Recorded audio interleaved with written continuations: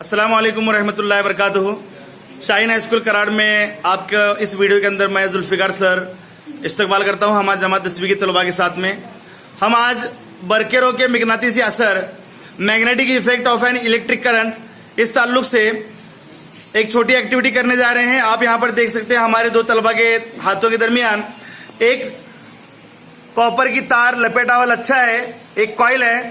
ये कॉइल के दरमियान में धागे की मदद से बंधा हुआ एक छोटा सा नेल है, सॉरी नेल नहीं है बल्कि ब्लेड है।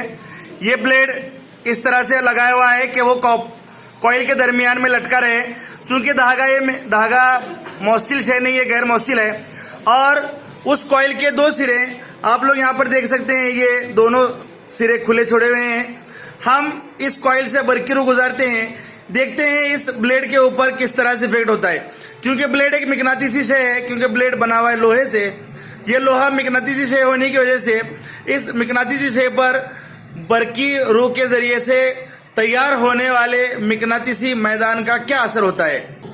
तो जब हम इस दो नुकात के दरमियान सेल जोड़ते हैं और जोड़कर देखते हैं तो हम इसके अंदर होने वाले इनराब को देख सकते। देखिए यहाँ पर इनराब हो रहा है।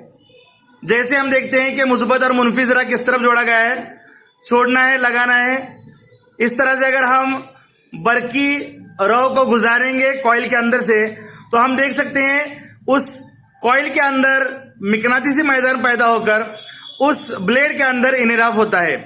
इसी तरह अगर हम उस बरकी खाने के सिरों को रुख को बदल दें, पॉजिटिव और निगेटिव को, तो देखिए अब यहाँ पर सिमतें बदली गई हैं।